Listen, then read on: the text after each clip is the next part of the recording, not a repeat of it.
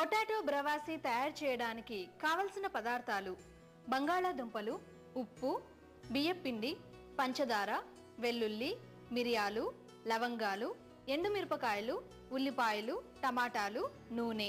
Potato బ్రవాసీ తయారు చేసుకునే విధానం: ముందుగా స్టవ్ వెలిగించి పాన్ పెట్టి 2 టీ స్పూన్ల నూనె వేసి కాగాక 1 కప్పు ఉల్లిపాయ ముక్కలు వేసి గోల్డెన్ బ్రౌన్ కలర్ వచ్చే వరకు వేయించి కట్ చేసిన 2 ఎండుమిర్చి, 5 వెల్లుల్లి రెబ్బలు, అర టీ స్పూన్ మిరియాల పొడి, అర టీ స్పూన్ లవంగం పొడి, 1 కప్పు టమాటా ముక్కలు, కొద్దిగా నీరు, తగినంత ఉప్పు వేసి మూత పెట్టి 5 నిమిషాలు మగ్గించాలి. ఇలా మగ్గిన దాంట్లో అర టీ స్పూన్ బియ్యపిండి, అర టీ స్పూన్ పంచదార, కొద్దిగా కొత్తిమీర వేసి ఫ్రై చేసి పక్కన ఉంచి చల్లార్చాలి. ఇప్పుడు అదే స్టవ్ మీద మరో పాన్ పెట్టి డీప్ ఫ్రైకి సరిపడా నూనె పోసి కాగాక బంగాళదుంప ముక్కల్ని 1.5 కప్పు వేసి డీప్ ఫ్రై చేయాలి.